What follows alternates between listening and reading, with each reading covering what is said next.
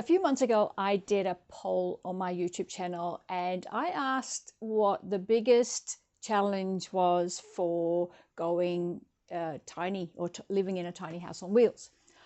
And the number one thing that was selected was finding a parking spot or worrying about a parking spot. So in this video, I'm going to talk you through some options that there are for living legally in a tiny house on wheels, or if those options are not available, what other things you could consider. Okay, let's talk about, and I'm specifically talking about living in a tiny house on wheels, because one thing that seems to be a theme around the world is that a tiny house on wheels is considered to be a caravan. And many countries, councils, municipalities, whatever you call it, states, consider a caravan, when they think about zoning, they make it something that you can't live in for more than a certain specified amount of time. And that makes it challenging. And it's classified as a caravan because it's on wheels. Now, it's not like a caravan. Most of them, mine definitely, is not the kind of tiny house that you can hook up to your car, a normal car, and start towing it around the country. But it is on wheels, and therefore it's considered a caravan. It's also not built like a caravan, but so that comes with some challenges. So the research I've done, make sure you download the document if you want to also go through what is specific for your area. Check it just to be sure, but there are some things to consider. The reason that a lot of women, specifically women over 55, are considering living in a small house or a tiny house on wheels is because it's more affordable than most places. If you find a place to park it, the rent tends to be a lot lower. So the affordability factor is important. They're also built like a house, so it's safe. You know, when you're inside and you've got the windows and the doors locked, good luck to people coming in. So it feels like a proper house. So it is, in that sense, for a lot of us, a great alternative. But where do you park it? Now, if living legally in a tiny house on wheels is the key thing for you, then the news is okay. There is some good news. There are definitely places in the world where you can do so. I think the United States is definitely ahead of many other countries in the sense that there are tiny house communities. So in the document, I've got a few listed, but if you want to find out where they are, I'd suggest you just Google tiny house communities, and a list will come up. And they are a legal place to live. Now, my hunch is that they are very popular. So I don't know if they have wait list or anything like that, but that is definitely the case. Some other countries in Europe also have started to look into tiny house communities and allowing them. I know I'm Dutch, so I'm a bit focused there, but I know that in the Netherlands there are some councils that are running experiments where there's small tiny house communities where people can live for 10 years, and it's like seeing how that would work.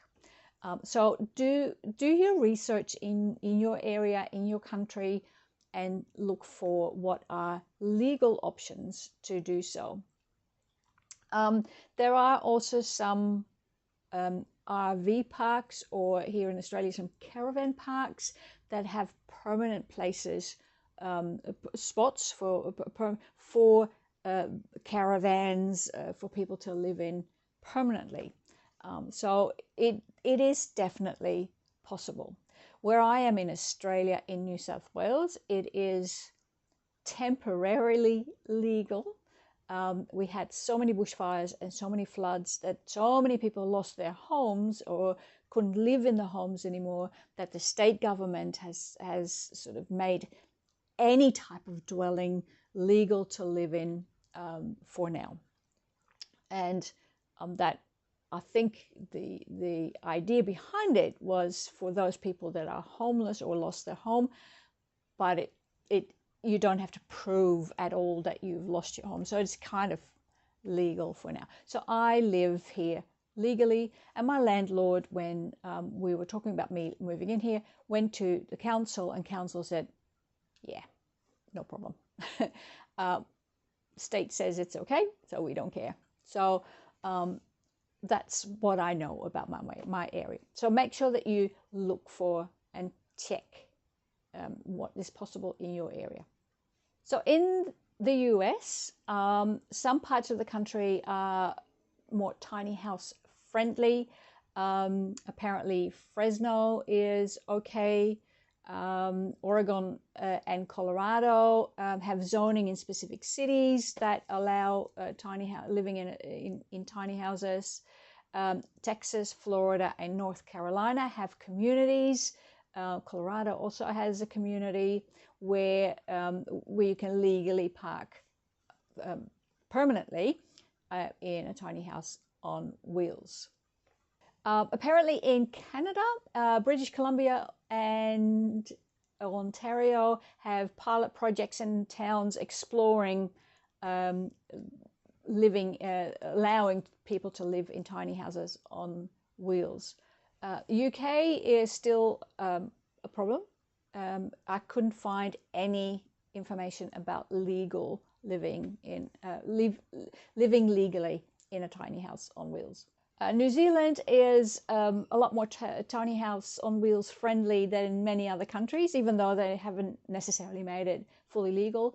But if it is a fully towable dwelling, then they classify it as a car and as a vehicle and not as a caravan. And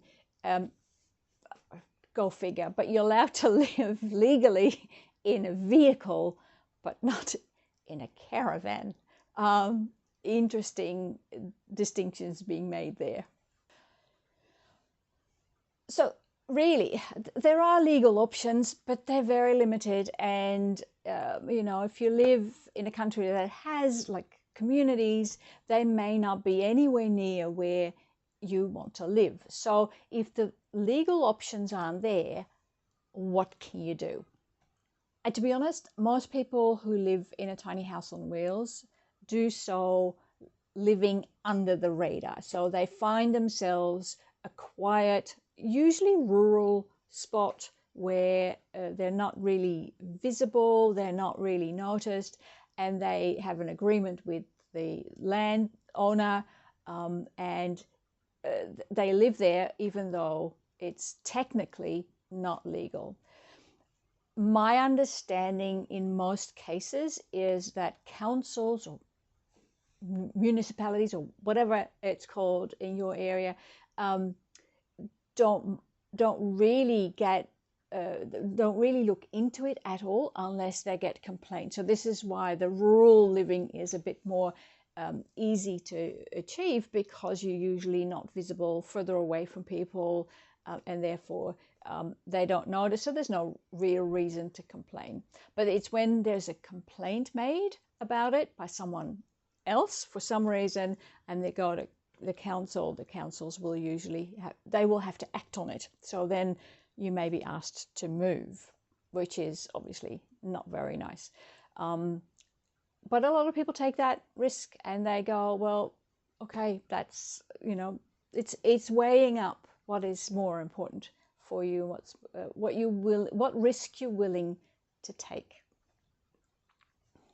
Now, one of the things that I hear a lot of people sort of asking about or talking about, also in online communities, is what should I do? So I want to live in a tiny house on wheels. I want to get one built. Should I get my parking spot first, or should I just go ahead and worry about the parking spot later? It's a bit of a chicken and an egg question. I don't think there's a right answer to it. I just want you to consider a few things. So depending on your builder, typically building a tiny house on wheels, if they're very busy, might take 6 months from the moment you pay your first deposit, or maybe 3 months. But if it's longer, so I put down a deposit in September 2020, and the tiny arrived here in May 2021. Of course, we had lockdowns, and so that all slowed things down a bit. But there was about 9 months between me saying, yes, okay, I'm going to get my tiny house, and I actually getting it. So I had 9 months, and I did not have a parking spot, and that was deliberate, because my worry was that if I waited until I had a parking spot, then unless I was able to start paying rent for a piece of land that I wasn't using yet, there was no reason for the landlord to still be willing to take my tiny by the time tiny was ready. So I didn't want it to, and that's the problem with if you want to get your parking spot first, and once you've got it, then start to organize getting it built, because the delay in building, although they can be built really quickly, but the delay in building could mean that your landlord then goes, no, this is taking too long, and I'm either no longer interested, or I'm going to go with someone else. So that is a concern. Now, of course, the scary bit about starting the build without having a parking spot is also risky, because if they're really quick, then you might end up having a tiny house ready to go, but nowhere to put it. So again, I can't tell you what the answer is, because I don't think there is an answer. In some places, but definitely more so in the US, some tiny house builders also have a tiny house community. So then there's that connection. But this is something for you to consider, is what is the risk you're willing to take? What feels more comfortable? And if you have the money to pay the rent for a parking spot when you find it, even though you don't have a tiny house yet, just to secure it, then that could be an option. But I didn't want to wait, and I just hoped that it would all work out, and it did. So something for you to ponder. So in the document that you can download from the link that is in the description underneath the video, I also put some questions that you need to answer to really find out if the parking spot is right for you. But one thing that I would like for you to consider is, and this is the mistake that I made, is to not be very fixed in terms of it has to be my perfect spot.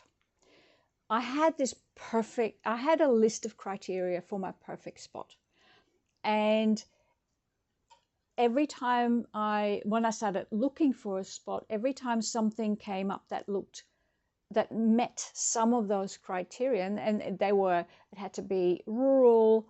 I wanted a nice, quiet place. I didn't want to be in a town. And that needed to be at that point under the radar, because the state government hadn't changed the rules yet. If I kept looking for that perfect spot, and I wanted a spot where I could move, and that was it. I wanted to be somewhere for 10 years at least. And because I was so fixated almost on that, I convinced myself that the spots that where I was talking with people about it, and I went to look, that they were right, and they weren't. I did not listen to my gut. I did not listen to all the worries that I had. I mean, at the end, I'll link you to the video that I made about my dramas of finding a parking spot and why I ended up where I did. But see your first parking spot as a stepping stone. I mean, do you find the perfect space? Absolutely wonderful. I'm not saying you shouldn't take it, but when you think about your perfect end spot, also think about what are some possible parking spots that you would be willing to live on for a year or 2 years in your search for a better spot and your more perfect spot, because you might end up with nothing. And I found that even though where I am now is not my perfect end spot, I am so happy that I was able to move into the tiny house, because that changed my world. It changed my life completely, even though it's not perfect here. But I know what it is I want to look for, and I'm looking-ish, but I'm also, I know that the landowners, or the owners of this property also have have acreage that I hope to be able to move on to. That's kind of my ideal spot, and I'm willing to wait for it. We keep talking about it, but I have to wait until it's ready, and they have to do a lot of work to get it ready. So, and in the meantime, I am very happy where I am. It's not perfect, but then again, how many times in your life have you found a house that was perfect? There are always things that where you go, and then in your next house, you go, in my next house, that needs to be different. Or same, I think, with living in a tiny house. So don't be too fixated on your perfect spot, but be very clear on what is important to you. Some of the key things that you cannot live without. For example, I'm happy with a composting toilet, but if that's really not your jam, then that is a key thing to look for. You'll need something where you can either be where you're on sewage, or right, where you can have a normal toilet. Accepting then that will limit what you can do. I needed a connection to electricity and water. I could have done something different, but I definitely needed electricity because I can't afford yet to get solar panels. So that limited my options, because I can only at the moment look for places where or be parked in a spot where I can connect to the grid. But other than that, think about, but don't be too fixated on your perfect spot. Look at it as stepping stones towards wherever you really want to end up living. And the nice thing about a tiny house on wheels is that if you find a better spot, yes, you have to get it towed, but you don't have to completely pack up your house, empty your house, clean out the house, sell it, and buy a new place. You just have to tow it, which I am really happy about. As this is one of the things I love about living in a tiny house on wheels. All right, I hope that this gives you a little bit of an idea as to how you could approach looking for a parking spot. The document that you can download for free, the link is in the description underneath the video, has more information, more tips, more ideas, and I've also included the sort of flyer layout that I used. In the end, I didn't hand out flyers, but I used it as to post in Facebook groups, and kind of that's how I ended up finding this spot, because someone I knew saw that, she knew someone who had this, who is the owner of this parking spot, and she went, hey, and she kind of connected us. So, and a flyer can be or just a nice way of presenting yourself can be really helpful. So as I said, free document, download it, read it. I'd love to hear if it is helpful, And parking spots are a tricky part of living in a tiny house on wheels, but there are options, and make sure that you are very clear on the risk you're willing to take and what is important in your minimum requirements, and then you can have your sort of ideal spot as well, so that when it comes up you recognize it. But just be, maybe start with just a spot for now. All right, thanks for watching. See you next time.